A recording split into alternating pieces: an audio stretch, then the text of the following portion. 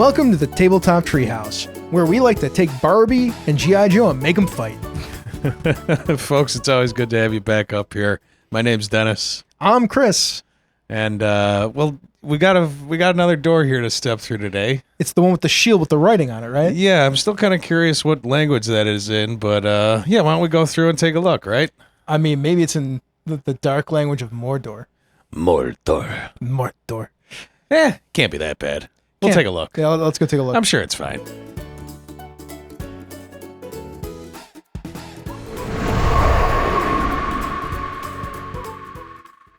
Dennis, why is there a conveyor belt with giant stone heads that shoot lasers off of them? I mean, sometimes you find some inspiration in the map you choose, and then you just got to build around it. Don't blame me. Blame the map maker. I would never have blamed you and just said it was cool, but now we go through these doors, and they're obviously to the worlds that we create. We need to be a little more careful about the worlds that we create. I never thought I'd be visiting them personally. I thought I was just developing things for my players to enjoy. Correct, but apparently when we walk through these doors, they're taking us to the places that we've been or made. Right, but I shouldn't hamstring my storytelling. Yeah, that's fair. All right. We'll just survive them. Level 20 D&D is painful. Level 20 D&D is extreme. I feel like not a ton of GMs, find themselves there. It's definitely, maybe that aspirational goal, and it's tough. There's a lot of crunch, but it's also a hell of a lot of fun. But your players are very powerful, essentially. I had my party running through basically the tail end of their adventure. They're definitely coming up on the culmination.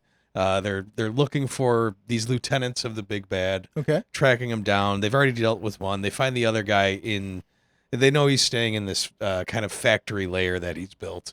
Note what I just said.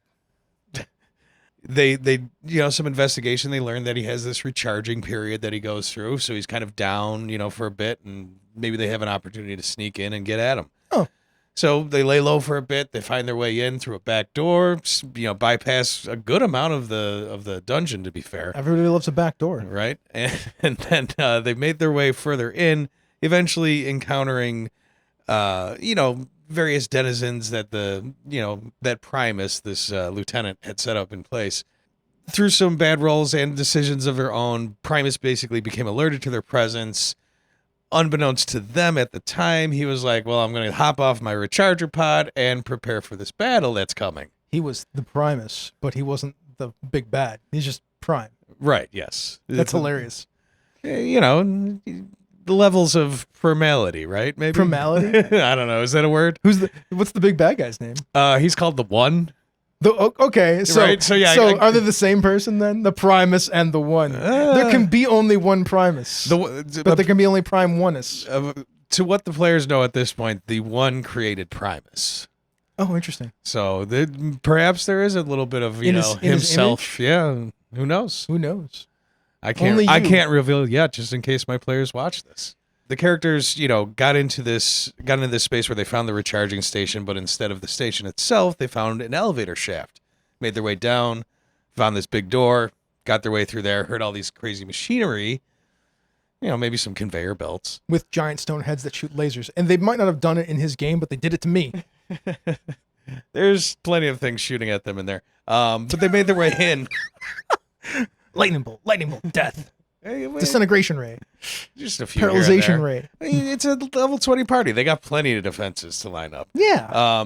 Since I had already, I had decided that Primus was aware of them, because of the rolls, Primus had become aware of them, so he was preparing himself for this upcoming battle. He knew they were coming. That being said, I rolled for initiative, and he rolled a 3. Oh, he got murdered. I bet. This guy probably died in 2 rounds. But he was already, in a space that they wouldn't see when he came in. So I just kind of bided my time. When he made his reveal, I had him fly out to the center, and I decided he had missed his big moment at this point. He was going to confront this party. If he had gotten that nat 20 initiative roll, maybe. But I decided at this point, why not take a moment and let him say his piece? So. While it might have lasted a little longer than 6 seconds, I gave Primus his monologue moment. Who actually pays attention to 6 seconds in their initiative order? Oh yeah, I mean, it's if you get that granular. It I can just be, said that on the internet, so somebody did. And they're going to tell me that I'm wrong. It's fine.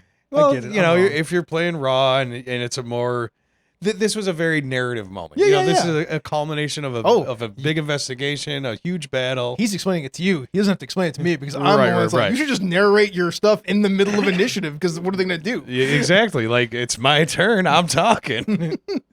And yeah, I mean, you don't want to be having, doing a grand treaty and, going back and forth, but allowing your enemy, the player's enemies, to say their piece, especially if it's conducive to the narrative that's going on, if it's going to reveal some lore or information about what they might be coming up to next, or even maybe revealing something about that enemy that they can use in that battle. Even like there's plenty of fun things you can do that, while giving you your own moment in the spotlight to be like, yes, I am Primus, and you have found your way to my lair, and now I will kill you.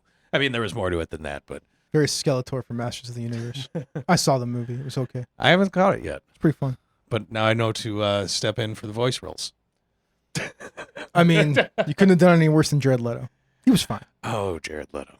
It was a very satisfying moment for me as a GM to get to do that, and I think I think I kept it satisfying for the players because, I did use that to kind of then reveal a little information about the next lieutenant they were going to look for, because they have their own little Primus and Secondus? no, not Secondus. Tertius. Well, shoot, now you've totally blown my brain, and I'm not going to remember the name. So sorry. I'm so sorry. I thought you were doing a Modron thing for a hot second there. The first one that they found was this kind of like gambler, chaos, demon-y sort of guy. Primus is a construct, more martial based. He kind of leads the armies for the one if they need to be led anywhere. And then there's a magic user, Keto. Yes, I named her Keto. And that's who they're going to face next. Primus and Keto kind of have a bit of rivalry. So Primus was talking some shit about Keto in his monologue. They got to learn a little bit of information for the next battle they might face. Oh, that's fun. Yeah. That's fun. And, it was just him, talking big, essentially. He wasn't purposefully revealing it, but it was revelatory nonetheless. Nice.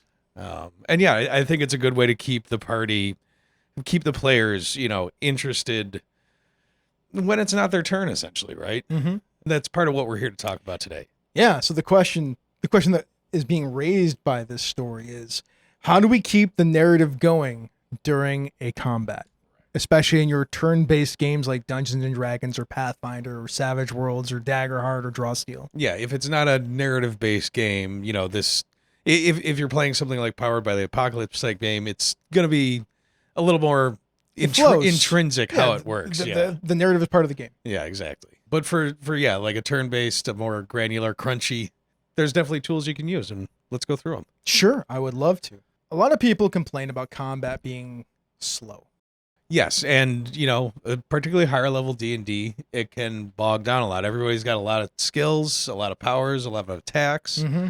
and while it can slow down, if you keep it interesting, if you keep that narrative going throughout the turns, it doesn't feel that way, right? That's true. Yeah. It does. It just it can feel like it can bog down. But I'm not somebody that needs the fight to go faster. I just need to feel like, even if it's not my turn, that I'm engaged. Precisely. Yeah. How can you stay? Oh, hi Rico. You Rico's wanted to come say hi here now. That's how. Yeah. Well, we'll get into the idea of how that just occurred. Would be a way to do that, which is like change the situation. we'll talk about that in a hot second. Right. There are games that do some of this. So one of the problems with Dungeons and Dragons combat, the 5th edition versions and things like that, especially at the higher levels, is it does take a long time to get around to your turn, and there's not very much for you to do when it's not your turn. Yeah, I mean, maybe you've got a reaction to use somewhere, Maybe. counter spell or opportunity attack. Uh-huh. That's only if the combat's in motion or Yep. the spellcasters. And then and a lot of people will check out, Right. and that is Bring out the phone. They're scrolling. yeah, it's less than optimal. Right. There are games that do a pretty good job of keeping you engaged by giving you things to do that when it's not your turn, which like Drawsteel has a lot of mechanics that take care of stuff like that. Yeah. Daggerheart is a game, because of how the initiative works, you could go at any time. Yeah. Because it doesn't matter. There's not really an initiative order exactly. And the same person can go multiple times in a row if they want to. And you're always kind of like looking to be like, what should I be doing next? Or how can I help? Or do I have enough resources? Or how many fear? Like you're just tracking stuff as you're playing. Right. I don't play enough Pathfinder to talk about it. Savage Worlds, there's always cards that are coming out, and there's just like things happening, so it's very tactile. But the engaging part is the thing that I need. So I mean, this is all dependent on the player and the person. But for me, engaging is when it's not my turn, am I being entertained? Yeah. And when it is my turn, am I being entertaining to others? It is a little less on the players, but the players should be aware of it as well, right? I mean, I think it's on the players because I'm the kind of game master that asks people to tell me what it looks like when they're doing stuff. Absolutely. Because I don't want to be 90% narration, 10% narration game master. I try to keep it like I really try to get to that 60-40 where I'm talking about 60% of the time to 40% of the time. Even try to get even more than that, 50-50. And I don't mean 50 me. It's like 50 me, 50 the other, all the players. Yeah, the entire because you got to rest of the manage, table. right? Yeah. So that leads to a lot of like the game master asking questions, the game master interacting with the players when it's their turn. Like, what does this look like? Cool, you cast that spell. Like, are you sure that's what you're doing? And some of this is knowing the rules so you can keep things moving. Yeah. Some of this is integrating that their bits with what's going on and trying to keep everybody on page in the same mind space for what's going on in the combat. That's really important in a game with miniatures and stuff. It's actually a little bit easier because you have the visuals. Yeah. If you're playing on a table, if you've got a tabletop map or if you're doing a virtual, it can make that sensing where things are and knowing positioning a lot easier. But if you're doing theater of the mind, that's a very important part of it as well. Yeah, I mean, I would not recommend doing theater of the mind with certain games. Like no, high level D&D, you should at least have some like gummy bears and something. Yeah. At least have a relative positioning map, right? If nothing else. But that game has so many distinct areas and measurements that it more behooves you to have a map with miniatures on it. Now, that doesn't mean you can't play without the bits and bobs. Yeah. It works just fine. I know people that do it. I've done it. It's just it then becomes more of a GM ruling for am I actually in range? Yeah, and unless it's specifically delineated beforehand in your description of the room or whatever, but we're getting into the nitty-gritty here. I mean that's okay. We can get in some of that nitty-gritty. Right. If you do want speed, there are ways to do that. Well, one, you need your players to know what's up. Like they need to understand their characters. Yeah. So they can make choices and like not get bogged down in looking up how spells work and things like that. Can I use evasion? Do I have sneak attack? Can we not ask that question? I'll get to that. Like I will get to that in a second. The person that likes to ask the question, like, do I have sneak attack? Right. They're actually doing an episode on another podcast that I call the Gnome Cast where we talk about it might have come out before this episode because we record these and they come out like months later, right, or a month or two later, about the hustle. Oh yeah, the hustle where it's like you're hustling to try to get something out of the game. To get that advantage, yeah. Yeah. But I do it a little. We should, we that is one of those things that actually slows combat down. Yeah, that's true. But it can also be a point of engagement and teaching and understanding play culture for the table. And I think it's worth talking about in this, for that idea of like, if somebody asks me, do I have sneak attack? I'm like, what would give you sneak attack? Right. Yeah. Like build the narrative or tell me why. Yeah. Like what in the rules or what narratively gives you sneak attack in this situation? Yeah. If you can't answer that question, then I don't have an answer for you. Right. So probably not. I don't know. I'm self-reflecting a little here. And I think more so what I do is like, does the thing that happened previously or the position I'm in potentially give me advantage? Well, I mean, see, that's a good question to ask me because you're using the narrative to try to figure it out, and which you know that I'm more liable to say yes to. Yes, that. Yeah, I think that's more where my brain's at generally. But yeah, the idea of. But if you got 7 people at your table or 6 people at your table, they got to know They got to know because you will slow down the game doing that stuff. Yes. As a player, know what your character can do. Look, man, if you're playing a wizard and you got 27 spells, maybe you don't know everything. That's fine. But have an idea of what you want to do, and maybe it might change mid-turn. It might, and that's okay. All of a sudden, the guy you were going to target is dead. But fighters are tricky too because when you're at that high of a level, you get like 5 attacks or 6 attacks or something silly. These are all things that slow the game down, and sometimes it can be even harder because you know that you can move between your attacks. Right. In D&D 5e, like you can just take those steps around bad guys as you're fighting Yeah. to get positional advantages and whatnot to get ready to move to the next thing. Yeah. Or if you're playing with flanking and stuff, yeah, that becomes a big Yeah, thing. if you're using that house rule for that. Yeah. Yeah, so you might not want to roll all your attacks at the same time. And I understand that. So just know how to do math fast. At least math for your character. Like have your bonuses collated, do that prep work, so to speak. And that can even be tricky if you're somebody that has like power shot. Yeah. Because then it's either, I mean, at least power shot, I think it's all or nothing, if I remember correctly. It's not like it used to be with Pathfinder where you could get power strike where it would be +1 to +5. You choose how much you want to put into it. Well, yeah, no, I think with D&D, it might have changed for 2024. I don't know if the feat changed, but 2014 was -5 to attack, +10 to damage. Right. Simple, right? At least simple enough. And +10 is easy. They might have changed it to proficiency bonus. It's fine for 2024. It's fine. That's fine. Yeah. It's fine. But there's all these like little things that you can shift around. Right. Which means you should be proficient at playing those little things. That's just if you want to play the game in a rapid manner. Yeah. Like if your goal is speed, if the table's goal is speed, then these are the things that you need to work on.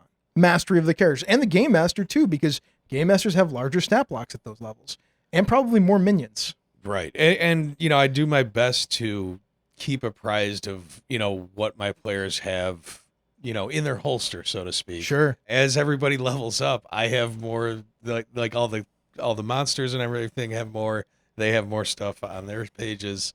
So yeah, there's often times where, I don't quite know how that power works. Let me look it up. Mm-hmm. And if the player was confident in their knowledge, it would speed that up greatly. Mm-hmm.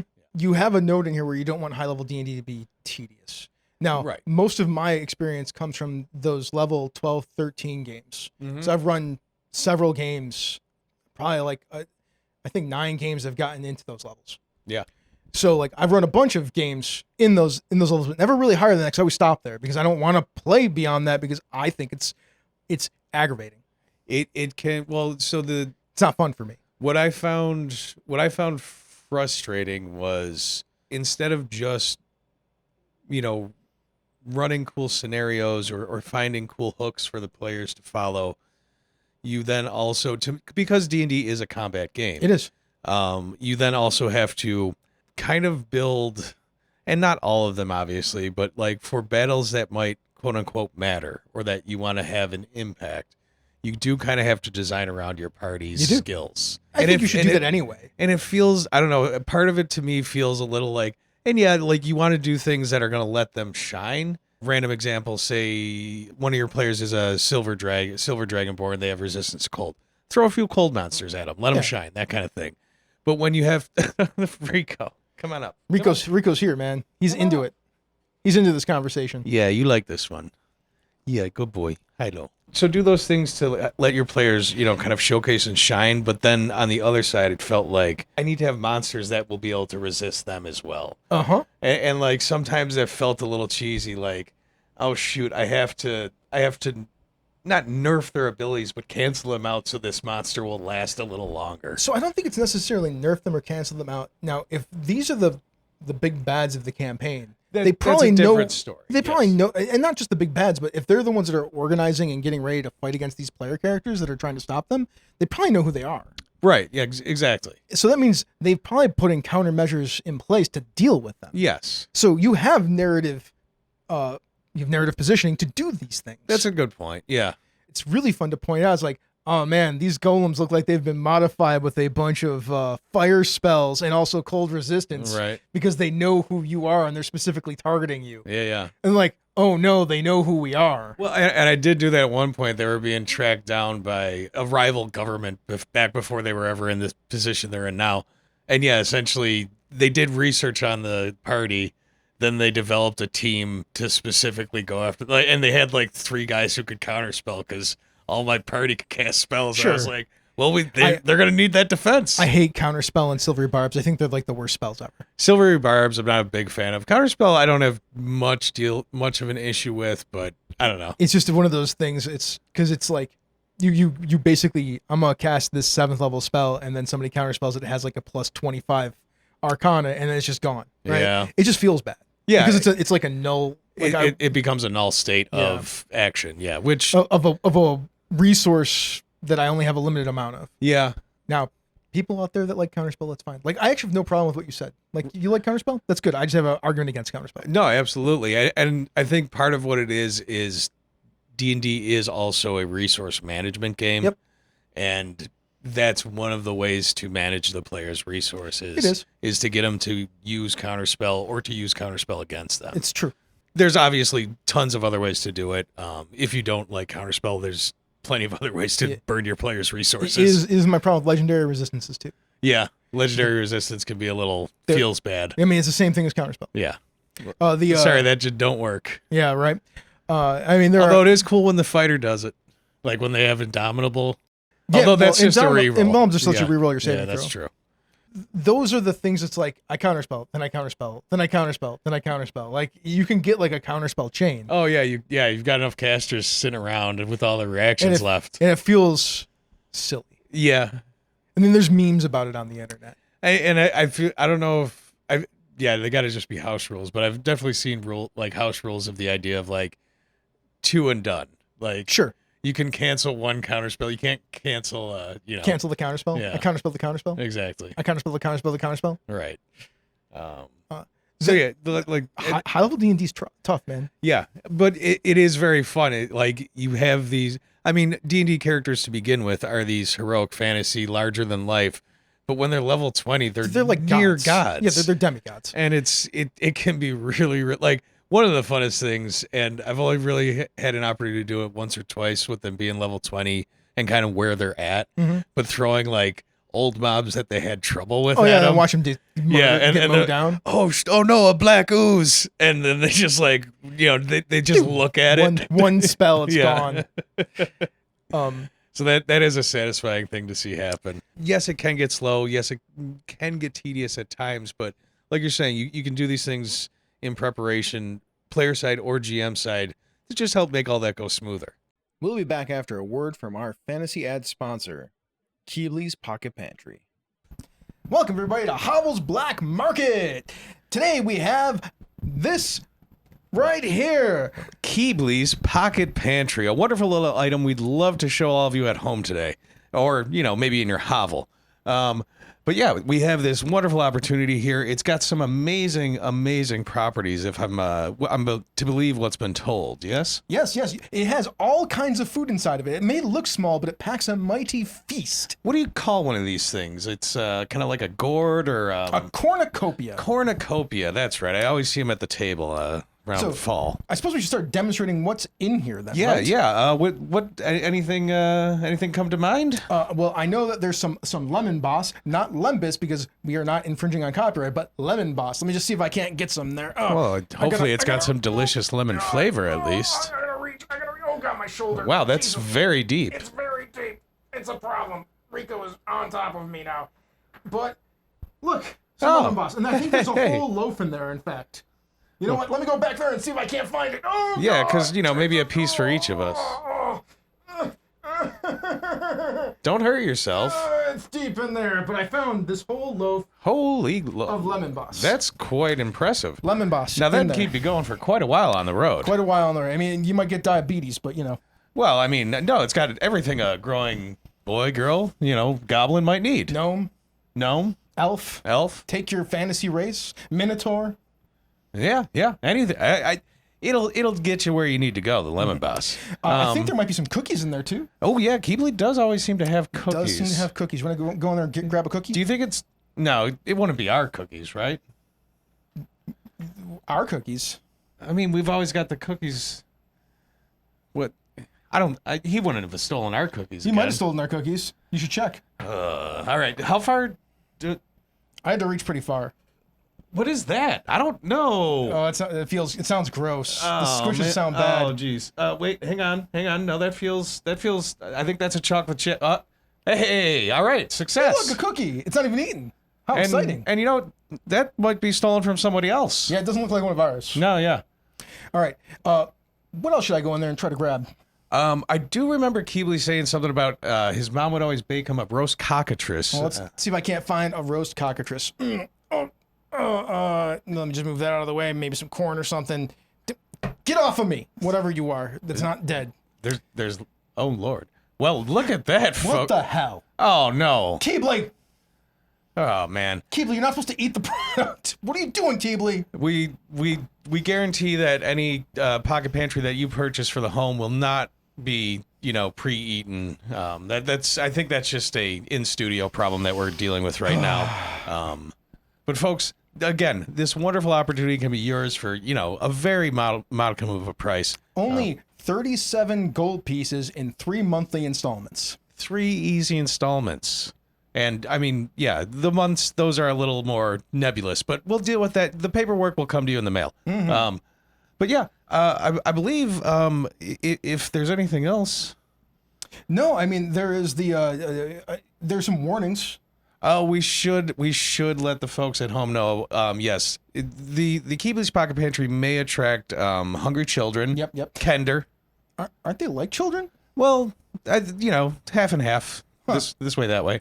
And the hungry one. Yes. Beware of the hungry one. He is a problem. The hungry one will be aware when you open the pantry. He looks kind of like a demonic cookie monster. It's really bad. That could be a new friend, perhaps. So, maybe. Just please get your orders in now. Lines are open. Don't hesitate. And remember, if you don't order here, you can always go to Zig Bob's Magical Emporium. You can buy them there. That's right. Zig Bob's is our main supplier here. And the most important thing is if you buy a Keebly Pocket Pantry, you will help keep Keebly weird. Yeah. And we all want to keep Keebly weird, folks. Mm-hmm. Keep Keebly weird. Yeah. So we talked about high-level D&D. Let's move on to like other fighting. Yeah. In just general in games, right? This is not a D&D not podcast. D&D specific. The misstate in role-playing games. I don't like when it's a null result, but I do. So whenever somebody misses in my games, I try to provide some amount of information based on that. Yeah. So at least they got something out of it. Yeah, either reveal something about the person they're attacking, reveal something about the environment. Yep. Don't just say, "Oh, you missed, next turn." Yeah. Say you missed, and you notice that he's favoring his left leg a little, Especially as he if it dodges out of the way. Matters to their stat block, right? Right. Yeah. If that's an indication of like, hey, they have low dexterity, maybe, or something of that sort, right? That gives you a good indicator that like spells that target dexterity will work better. Yeah. And yeah, like finding ways to do that helps keep your players engaged, through combat. We talked about this earlier. The middle of initiative is a great place to monologue. You going on to Chris's There's lap nothing now? There's nothing I love more than when a bad guy pops out and is monologuing, and then the player character is just like, I attack him. Yeah. That's why I'm a fan of like just monologuing in the middle of initiative. Oh, I wait for him to finish the sentence and I shoot an arrow. Come on, just let me. Okay, roll initiative. I like to ask the player characters, at least when we're starting off, what their fighting style or looks like, or when they cast spells, what it looks like when they cast them. Yeah. To give some flavor to what it looks like, especially if the game is about that. Yeah. Like if the game's about fighting, then this will come up a lot, and at least it gets that image in everybody's head of what a fight looks like when they're involved in it. Yeah, and it lets that individual, kind of make things unique to their game. And as long as it's just like, yeah, your magic missiles look like, horseshoes flying out of your hand. Sure. Cool. Why not? That's neat. Yeah. I like that a lot. I'm going to steal that. Magic missile can be Gambit's playing cards. Like, yeah, it doesn't change what it does. Yeah, it just changes what it looks like. You also useful if your wizard's like also a gambler. Yeah. Right. Yeah. That's fun. Reinforces that idea. I think they even made some card spells, but yeah. I think an important thing is that, I mean, we're pretty much in like the basic 101s. I mean, the high level thing is interesting. I actually kind of want to run some high level D&D now just to go and re-experience it. Combat should fit the overall narrative of the arc of the story, or like whatever's happening. I always talk about this with random encounters, like theme your random encounters to fit whatever the adventure is. Yeah, like, I mean, obviously if you're in a swamp, you're going to roll on a swamp table kind of thing, but even to that point, like, if they're in a swamp because they're chasing down a basilisk, maybe it's snakes. Maybe it's, Maybe the random encounters just come upon a bunch of stone statues. that shoot lasers? Well, they're basilisks. Oh, yeah. So they get frozen. They Right, get petrified by the basilisk. Absolutely. Yeah. And then those stone statues start moving around because they're being controlled by creeping vines. Or maybe there's a griffin eating a dead basilisk. Yeah, there you go. Right. See, those are all themed to the concept of whatever the adventure is. Right. Whatever your current arc or, mission or goal. Your adventure, I remember we talked about it in a previous episode. It's in this factory is in the remnants of a necromancer's lair. Right. Yeah. So basically Primus retrofitted it to be his factory. Previously, it was this kind of arcane, a lot of necromancy, a lot of books, a lot of magical studies, that sort of thing. So it wouldn't be too far out to have, they're level 20. I'm trying to think of level 20 undead that would even be a problem. Up-leveled wraiths or bodax or whatever that can like drain levels or stats and ability scores. Yeah. Not too far of a stretch for those things to be around. Yeah, I definitely could have maybe had one pop out when they were messing around with the flasks. Spirits possessing golems. Yeah. As a problem in the space. I did kind of have this basically they made a flesh golem, so there was a bit of a touch of that. Nice. Yeah. Little Frankenstein action. Yeah. Those are the kind of things that I'm talking about. The Primus one, I'm sure there was like constructs galore everywhere. Yeah. Yeah. Because you said he was the general, so he's probably leading an army essentially. Yeah. He's probably got some command type abilities to have like army things happen in the game as like legendary actions. They did a really good job leading up, basically distracting not all of it, but a good portion of his army out of the base. Then they snuck in the back, skipping some amount of those bad guys are now behind him and they might show up. But, sure. And that's fun. But no, they did a really good job like getting to his specific layer. And now they just got to deal with that. We're still kind of mid-battle right now. Let me hit you another one that we put down. Crits, using them to your advantage, high or low, to propel the narrative. Tell me about it. It's a free exclamation point, for the moment, essentially. Like, whether a 1 or a 20. And I'm not a big fan of like critical failures, like where they actually, are breaking a weapon or things. Like, there's tables you can use out there. Long story short, I'm not a big fan of it because it hinders characters that roll dice more. But if Dimension 20 and Brandon Lee Mulligan has taught us anything, 1s are just as much fun as 20s. Yes, but I just don't like when maybe I just have horror stories in my own experience. But I'm with you with what you said. Yeah, yeah. It doesn't mechanically have to do anything, but narratively it can create some fun. Narratively, right? It's great. Yeah, and describing something, even if you describe it in a very severe way, as long as it's not actually like, and maybe like disadvantage if it's like really insane or if the player made a really dumb choice. I'm gonna drink this black sludge in the middle of combat. Make a Constitution saving throw. I rolled a 1. Guess what? You turn into a slime. You can move around now for a while. Yeah. Gloop. What do I do? Gloop. Well, you're a slime. You tell me. Gloop. It'll wear off in how long? Well, I rolled a D4. I'll tell you when it wears off. You'll get there. How many rounds it'll wear off in. Right. You got to meet your players' choices and desires, right? Yeah. Even if they're crazy sometimes. There was a chance that the black goop was going to make me super strong for a round or two. Yeah. But it just didn't work that way. You never know. Got to try all the goop. But yeah, I think crits can really help you build that narrative during the combat, focusing on that specific point. If the character is a follower of a god or anything of that sort, you can, maybe say the god, shines down on you at this moment, or your god looks away, that sort of thing. You can tie in that kind of flavor if they're a religious type character. For magic, the arcane weave is just out of your grasp, or for the first time ever, you feel the entire course of the universe coursing through your fist. It's really fun, right? And you can get that little extra bit of narration. It's a marker where it's like, oh, I have not you have to, but it really highlights like here is an opportunity to really showcase some flavor. Yeah, if you're not doing it every other turn as well. Yeah, right. We should bring that up real quick. So I mentioned the thing where I'm like, I like to do narration and I like to let players narrate stuff that they're doing. Yes. I don't think it's worth it to do it for every die roll. I think every 3 die rolls is generally probably a good metric. Yeah, and you'll feel it out. But that if you're looking for a number out there, folks, I think 3. Like you don't have to count it every time to be exactly 3. Sometimes it can be 2. Sometimes it can be 4. Change it up. Don't be predictable.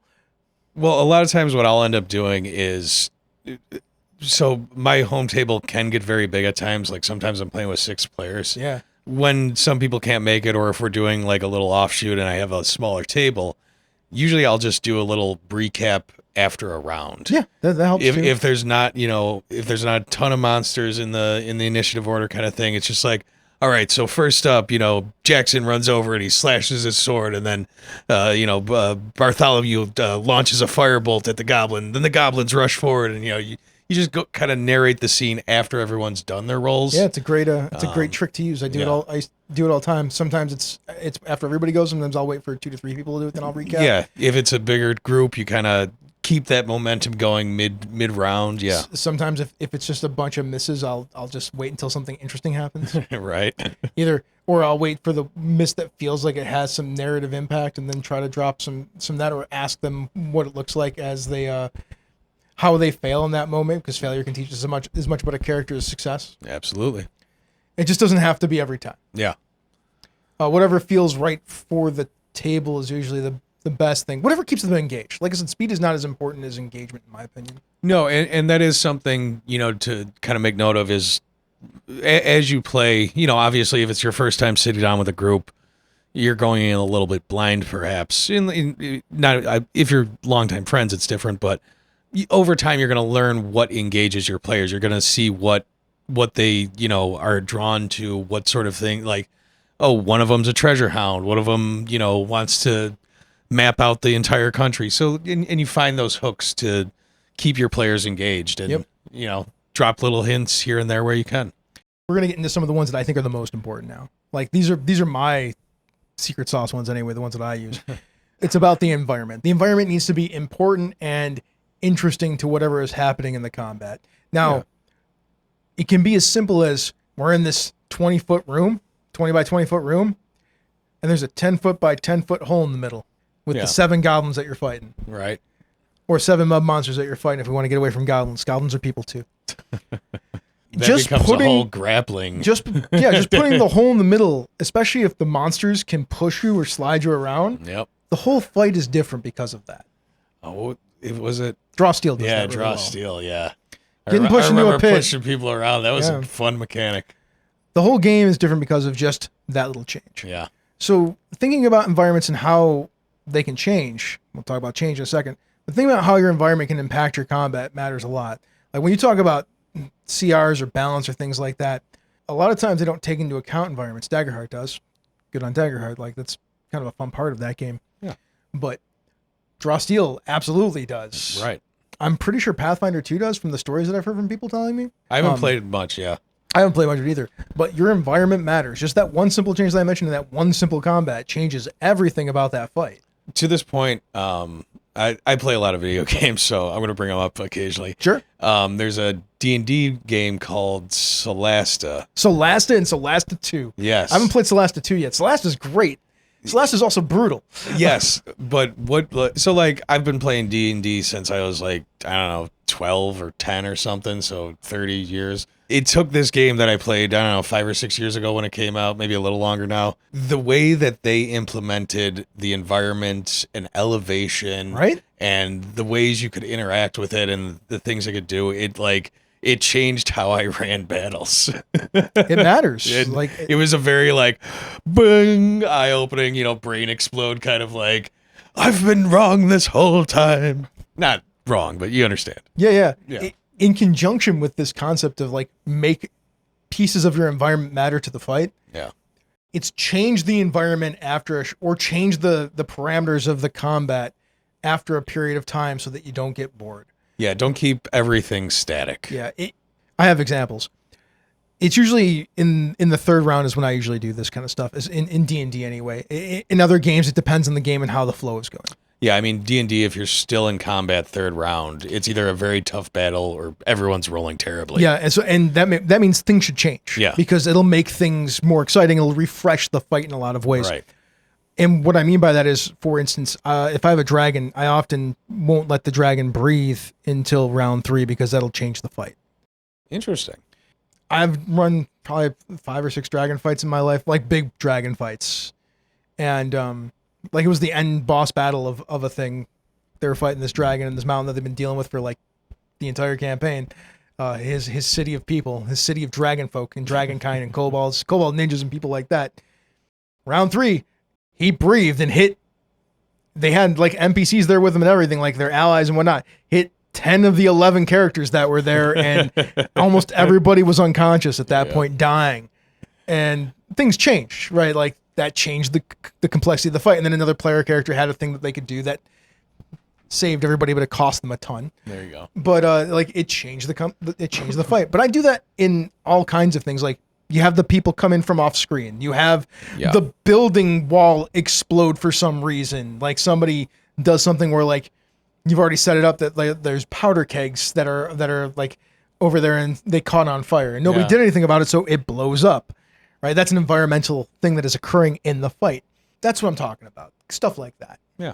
Keep things active. If everything remains the same throughout the entire combat, it's not guaranteed it's going to feel bland, but you're going to serve yourself, the combat, and your players better by introducing these sort of things. Yeah, and you don't have to always do it in the third round. That's just my starting point. I'll either not do it, or I'll move it to the fourth, or I'll put it in the second. Yeah, adjust as needed kind of thing. Yeah, otherwise you become predictable, and the last thing you want to be is predictable. You don't want to fall into the Zelda trap of, if I hit the boss 3 times and then run away, it gives me the opening.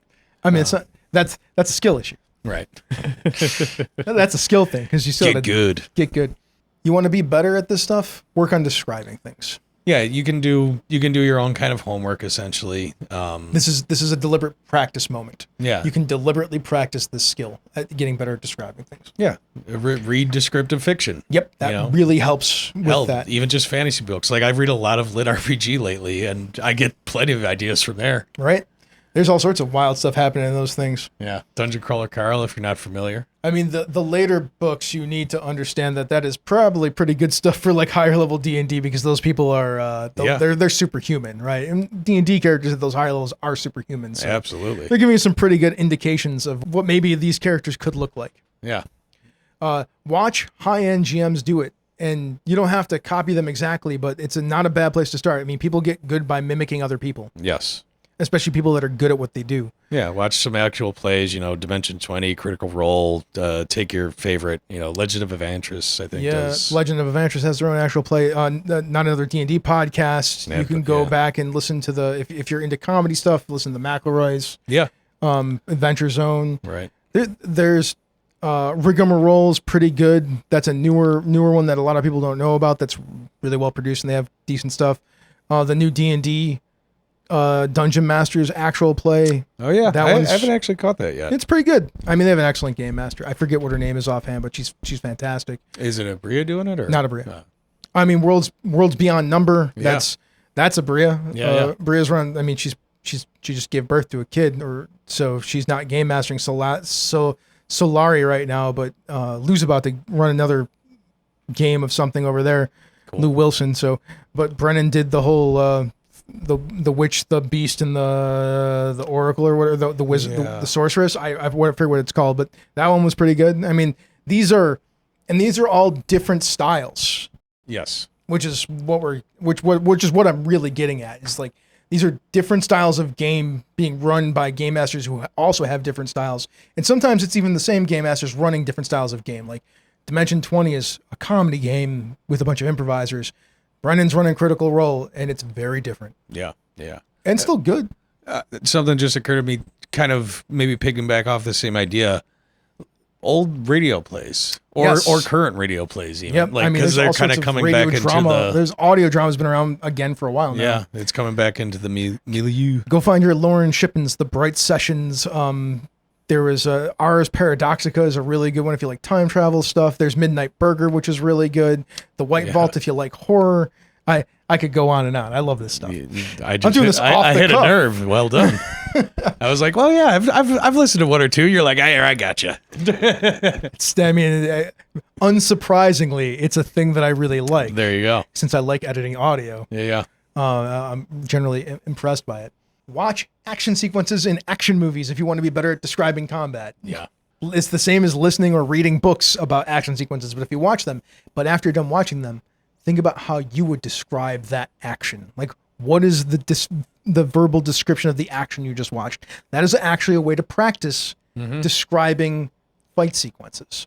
I think a big thing that happens nowadays more in other games, I feel like, but I've kind of implemented a little bit into D&D, into my home game in D&D, is treat hit points or whatever that metric is in that specific game if it's not already doing it, not as actual hits your character is taking per se, but more so how well your character can survive and be functional in a fight. Yeah. If you want to just change the word, just call it hit protection. Yes. Yeah. D&D is a heroic game. A lot of these games are heroic games, which means like you're just as functional at full hit points as you are at 1 hit point. Yeah, I mean, there's that it's a truism in D&D that like the only hit point that matters is the last one. Yeah, absolutely.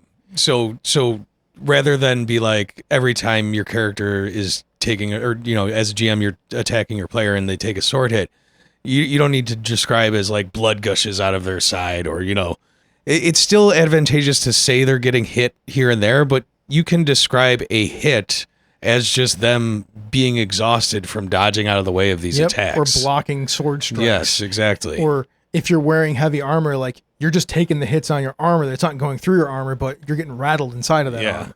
Yeah, you're getting a little shell shock. Yeah. So yeah, I think that's a unique way to kind of bring some more narrative into combat if you divest the hit points from that actual I'm taking hits. And the last one, which I love doing all the time, is just opening it up to the players to describe things. Yeah. And not just the how do you want to do this from Mercer and Critical Role, which not a bad one. No, it's great. I like it. Let everyone describe their kills. Yeah. Yeah. But you can open it up to other moments too. Like, how did you get out of the way of that? How did you take that hit? Yeah. How did you bash that guy in the skull in this case? Or what is things like that. Like, you can open up the other descriptive parts to the players. It'll, one, keep them engaged, and two, give you a break when you need to take a breath. Yeah. Depending on your table and, the kind of trust you have there, you can even kind of open that up even broader to be like, hey, describe this troll that comes in. You tell me what he looks like, kind of thing, And be like, I'm trusting you here. Yeah. So tell me the awfulness and make it terrible. Yeah. Given that opportunity, a lot of players are going to be like, oh, cool, I get to be mean to the party. Not mean, but you know what I'm saying? Like, I get to put the I get to pick the bad guy. Cool. Choose the form of your destroyer. Yeah. Marshmallow Man. Stay Puft Marshmallow Man. It was bad. He was on. It was terrifying. I would not want to be the Keymaster. I mean, Kaiju right there. Kaiju, Stay Puft Marshmallow Man. Cool. So that is our discussion on our tips and tricks about how to make combat more enjoyable, more engaging. Yeah, more engaging. Keeping everyone, clued in. Like, for me as a GM, not that there's nothing worse, but one of the things I hate to see looking across the table is a player on their phone. I mean, if they're using it to look at their character sheet, that's one thing. But when they're clearly like zoned out and scrolling through Twitter or Facebook or something, and yeah, it becomes disheartening. And so yeah, finding ways to keep everybody at the table clued in, ready to jump on their turn, kind of thing, following the narrative of the combat. That's ideally following the narrative of your entire arc. Yeah. You can mirror these sort of things again, kind of micro to macro level. If I'm going to spend 2 hours fighting something, I hope it's worth my time. Yeah, right. Like, all around. Yeah. Heck, if I'm going to spend an hour fighting something, I hope it's worth my time all around. Well, yeah, and if I've prepped that encounter, I hope everybody's there for it. That's a whole nother thing. Like, don't be afraid to adjust your stuff. Like, yeah. Please do. Don't just wipe everybody out. It's okay to change it. Like, you don't have to run what you wrote down. You could just fix it. Well, yeah, to that point, we got to sit down and play some more against Primus recently, but basically less players could show up. So I kind of like, I had to hand wave a little bit because we could only run with 3 players that time. And I was like, well, I don't want to say no. And this is enough to run. And I could just be like, well, something happens in the factory and a bunch of these machines start short circuiting. So it's still a difficult battle for the 3 of them. And then, if next time we play to actually finish it off, they got close. But if everybody shows up next time, well, hey, a bunch of them are going to wake back up. You know what I would do? I mean, you know what I would do, which is I just NPC the other PCs. Yeah, because I'm that person. I did a little bit for that, at least for one of them, because they were the one that was actively engaged with Primus at the end of the last battle. Uh-huh. And I was like, well, we can't just say she fell out of the sky. I know, right? So yeah, I kind of rode that one around for a bit. Whole thing, the battle that takes longer than the session. Oh, well, yeah, level 20, a big bad type character. Yeah. He's not the big bad, but he's a You know, he's a lieutenant. Yeah, man, my level 12 party, like, it took 4 hours to fight a dragon. Yeah. I mean, and it was like 9 rounds, 10 rounds of combat. But like I said, like you heard all the things that I said, things changed. Yes. So it felt like 4 different fights inside of the one fight. Exactly. Right? It had stages to it, Yeah. which is what you want, really, because it tells a story. You want your fights to tell stories. All right. Well, thank you all so much for being here. If you enjoyed this conversation, would like to talk to us more about how you got something out of this conversation, or how we're wrong, and you'd like to tell us what we should be doing instead, you can come to our Discord. Yeah. Yeah. Please drop us a line. Let us know what you think. There's it's on the website. You can get a link there. It's in this link in the Show YouTube. notes. Just copy it and paste it. The show notes of on the website. Probably in the show notes for the podcatcher that you got the podcast on if you're listening to it on a podcast. Also, feel free to join our Patreon. Our Patreon, you can get some extra stuff. We have our PDF of magic items. This month's is Keebly's Pocket Pantry. Yes. The delicious amenity that essentially adventurer wants with them on the road. A D20 of random food type items, I think. Yeah. Kind of built it out so that it essentially has to create food, but you roll a D20 to see which food you get, and some of them have some fun effects.